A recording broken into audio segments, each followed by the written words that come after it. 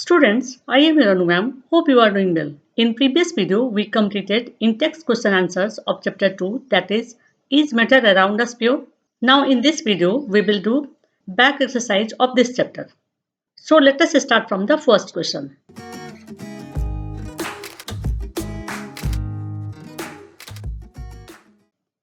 इस चैप्टर के इन-टेक्स्ट के क्वेश्चन आंसर का वीडियो यदि आप देखना चाहते हैं तो इस वीडियो के डिस्क्रिप्शन बॉक्स में लिंक दिया हुआ है, आप वहां से उसे देख सकते हैं। तो चलिए हम लोग इस वीडियो की शुरुआत बैक एक्सरसाइज के क्वेश्चन नंबर 1 से करते हैं। Which separation techniques will you apply for the separation of the following? इस क्वेश्चन में ये कहा जा रहा है कि यहाँ पर कुछ सब्सटेंसेस को सेपरेट किया गया। हमें उन सब्सटेंसेस के सेपरेशन के टेक्निक को बताना है और ये क्वेश्चन पार्ट्स में डिवाइडेड है। तो हम लोग वन बाय वन हर एक पार्ट को लेंगे और पता करेंगे कि क्वेश्चन के उस पार्ट में जिस सब्सटेंस को सेपरेट किया गया है उसका टेक्निक क्या है। So first part of the question, which separation technique will you apply for the separation of sodium chloride from its solution in water? Answer, evaporation. मैं इस क्वेश्चन के स्टार्टिंग के 2 लाइंस को हर एक सब्सटेंस के सेपरेशन वाले पार्ट में add कर दियो, जिससे एक प्रॉपर क्वेश्चन बन गया। Okay, now next part, which separation technique will you apply for the separation of ammonium chloride from a mixture containing sodium chloride and ammonium chloride? Answer, sublimation. Now next part of the question, which separation technique will you apply for the separation of small pieces of metals in the engine oil of a car? Answer, filtration.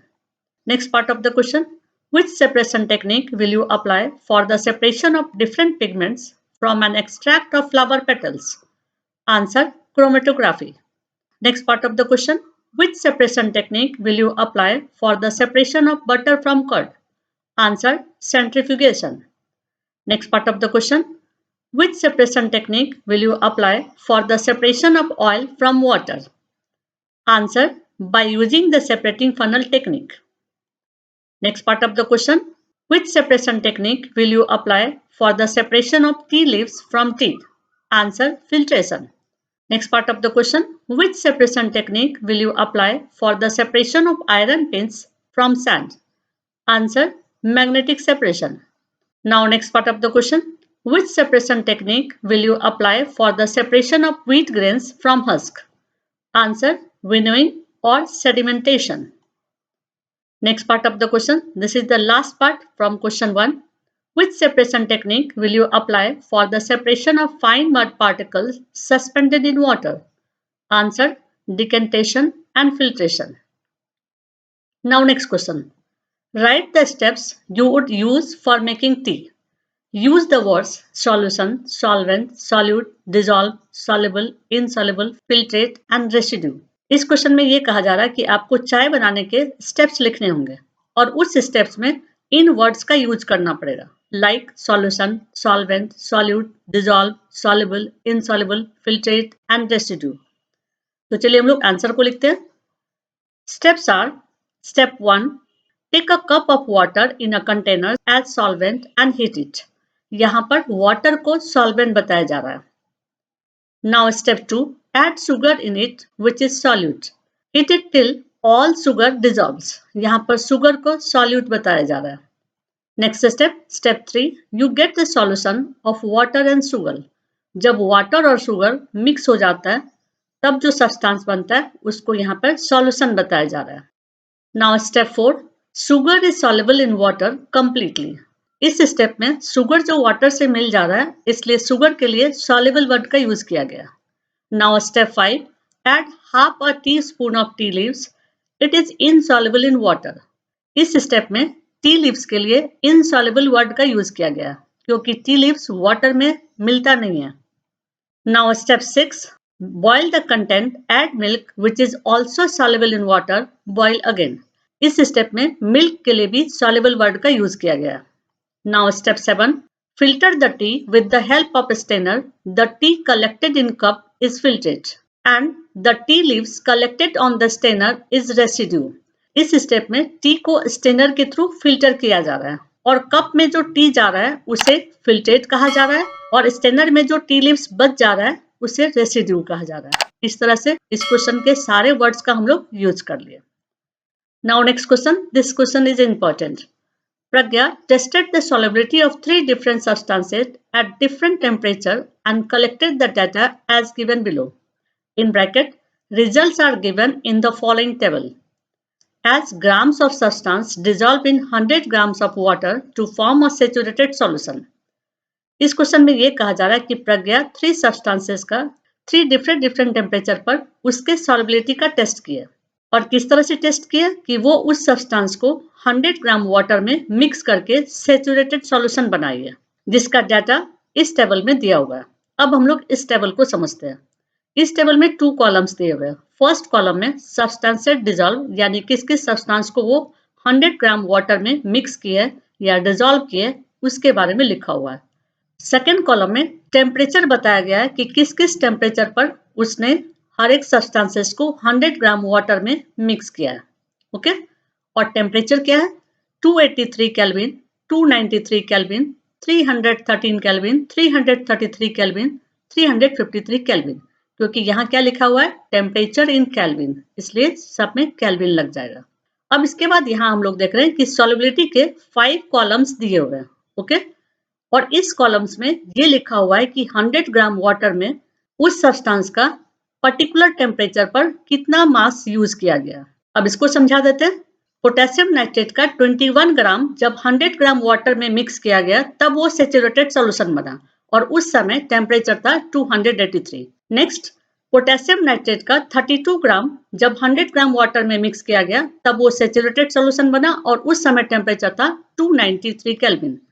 इसी तरह से temperature अलग अलग है और substances के masses अलग अलग है। ओके, और इस टेबल में हम लोग क्या ऑब्जर्व कर रहे हैं कि temperature left to right increase कर रहा है, इसी तरह से मासेस भी इंक्रीज कर रहा है। ओके, अब हम लोग क्वेश्चन देखते हैं कि क्वेश्चन में क्या क्या पूछा गया। यहाँ पर क्वेश्चन में एक साथ बहुत सारे पार्ट्स में क्वेश्चन पूछे गए हैं, लेकिन मैं हर एक पार्ट को अलग अलग करके उसके आंसर को बता रही हूँ। So first part of the question, what mass of potassium nitrate would be needed to produce a saturated solution of potassium nitrate in 50 grams of water at 313 Kelvin? इस क्वेश्चन में ये पूछा जा रहा है कि पोटेशियम नाइट्रेट का 50 gram water के लिए 313 केल्विन पर कितने मास की जरूरत होगी। तो रेफरेंस के लिए मैं यहाँ टेबल दे दी हूँ। टेबल में हम लोग देखते हैं कि 313 केल्विन पर कितने मास की जरूरत पड़ी थी जब 100 ग्राम वाटर था। तो जब 100 ग्राम वाटर था उस समय पोटेशियम नाइट्रेट का 62 ग्राम का जरूरत था, लेकिन हमें निकालना है कि 50 ग्राम वाटर में पोटेशियम नाइट्रेट का कितना मास होगा। तो इसका आंसर सिंपली क्या हो जाएगा? 62 का हाफ यानी कि 31। लेकिन हम लोग लिखेंगे कैसे उसको देखते हैं। Answer, mass of potassium nitrate to produce a saturated solution of potassium nitrate in 100 grams of water at 313 Kelvin equals to 62 gram. Therefore, to make a saturated solution in 50 grams of water, we will need half of 62 grams of potassium nitrate, which is 62 upon 100 and multiplied by 50, and this equals to 31 grams of potassium nitrate. Now next part of the question, Pragya makes a saturated solution of potassium chloride in water at 353 Kelvin and leaves the solution to cool at room temperature. What would she observe as the solution cools? Explain. इसमें ये कहा जा रहा है कि प्रज्ञा 353 kelvin पर potassium chloride का saturated solution बनाई और वो सॉल्यूशन बनाने के बाद रूम टेम्परेचर पर उसे ठंडा होने के लिए छोड़ दी। तो अब प्रज्ञा क्या ऑब्जर्व करेगी? एक्सप्लेन करें। Now answer, she would observe that the solution of potassium nitrate gets cool and suppressed in the form of crystals. अब इसका रीजन क्या है उसको एक्सप्लेन करते हैं। This is because when a saturated solution of potassium chloride at 353 Kelvin is cooled, the solubility of potassium chloride in water decreased. Hence, the amount of potassium chloride which exceeds its solubility at lower temperature separates out as crystals. Now, next part of the question. Find the solubility of each salt at 293 Kelvin. Which salt has the highest solubility at this temperature? इस question में ये कहा जा रहा है कि एक particular temperature पर यानी कि 293 केल्विन पर हर एक सब्सटेंसेस के सॉल्युबिलिटी को बताना है और इस पर्टिकुलर टेम्परेचर पर किस सब्सटेंस का सॉल्युबिलिटी सबसे ज्यादा है, यानी कि सेम टेम्परेचर पर 100 ग्राम वाटर में किस सब्सटेंस का मास सबसे ज्यादा है। तो हम लोग आंसर लिखते हैं। Solubility of each salt at 293 Kelvin is potassium nitrate 32 gram, sodium chloride 36 gram, potassium chloride 35 gram, and ammonium chloride 37 gram. So ammonium chloride has the highest solubility of 37 gram at this temperature of 293 Kelvin. यहाँ पर ये जो मास लिखा गया है उसके reference के लिए मैं यहाँ पर टेबल दे दूं, तो इस टेबल से ही इस मास को हम लोग लिखे। Okay, now next part of the question, what is the effect of change of temperature on the solubility of a salt. इस पार्ट के क्वेश्चन में ये पूछा जा रहा है कि सॉल्युबिलिटी ऑफ सॉल्ट पर टेम्परेचर का क्या इफेक्ट पड़ता है। तो वो हम लोग यहाँ क्या देख रहे हैं कि जैसे जैसे टेम्परेचर बढ़ रहा है तो हर एक सॉल्ट का मास भी बढ़ रहा है। ओके, यानी कि टेम्परेचर हम बढ़ाएंगे तो सॉल्युबिलिटी भी बढ़ जाएगा। तो हम लोग आंसर इस तरह से लिखेंगे, the given data shows that the solubility of a salt increases on increasing the temperature. Now next question, explain the following giving examples. इन सबको एक्सप्लेन करना है एग्जाम्पल के साथ। So first part of the question, saturated solution. In a given solvent, when no more solute can dissolve further at a given temperature is called saturated solution. Next, pure substance. A pure substance consists of a single type of particles. Example, gold, silver, etc. Next, colloid. A colloid is a solution in which the size of solid particles is bigger than that of true solution. These particles cannot be seen with our naked eye. They are stable. Example, ink, blood, etc. Next, suspension. It is a heterogeneous mixture in which the solid particles are big enough to settle down. Example, chalk water, pens, etc. Now next question. Classify each of the following as a homogeneous or heterogeneous mixture. And mixtures are soda water, wood, air, soil, vinegar, filtered tea. Now answer. Homogeneous mixtures are soda water, vinegar, filtered tea. And heterogeneous mixtures are wood, air, soil. Now next question. How would you confirm that a colorless liquid given to you is pure water? इस question में ये कहा जा रहा है कि आपको यदि कलरलेस लिक्विड दिया गया है तो आप कैसे पता करोगे कि ये प्योर वाटर है। So answer, by finding the boiling point of a given colourless liquid. If the liquid boils at 100 degrees Celsius at atmospheric pressure, then it is pure water. This is because pure substances have fixed melting and boiling point. Now next question, which of the following materials fall in the category of a pure substance? इस question में ये पूछा जा रहा है कि यहाँ जो मटेरियल्स दिए हुए हैं इनमें से कौन कौन प्योर सब्सटेंस है। So answer, pure substances are ice, iron, hydrochloric acid, calcium oxide and mercury. इस क्वेश्चन के आंसर में आप चाहे तो प्योर सब्सटेंसेज का डेफिनेशन भी लिख सकते हैं और उसके बाद इस पार्ट को लिख सकते हैं। Now next question, identify the solution among the following mixtures. And mixtures are soil, sea water, air, coal, soda water. इस क्वेश्चन में कहा जा रहा है कि यहाँ जो मिक्सचर्स दिए हुए हैं इसमें से कौन कौन सॉल्यूशन है। So answer, a solution is a homogeneous type of mixture of two or more substances. Hence solutions are sea water, air and soda water. इसी तरह से आप इसके पहले वाले क्वेश्चंस को भी लिख सकते हैं। पहले डेफिनेशन लिख देंगे और उसके बाद जो क्वेश्चन में पूछा गया उसके आंसर को लिख देंगे। ओके, ये आप पर डिपेंड करता है कि आप कैसे लिखना चाहते हो। Now next question, which of the following will show Tyndall effect? First, salt solution. Second, milk. Third, copper sulfate solution. And fourth, starch solution. इसमें से पूछा गया कि कौन Tyndall effect को शो करता है। So answer, Tyndall effect is shown by the colloidal solution and suspension, and it is not shown by a true solution. Hence, milk and starch solution will be able to scatter the light and show Tyndall effect. Now next question, classify the following into elements, compounds and mixtures.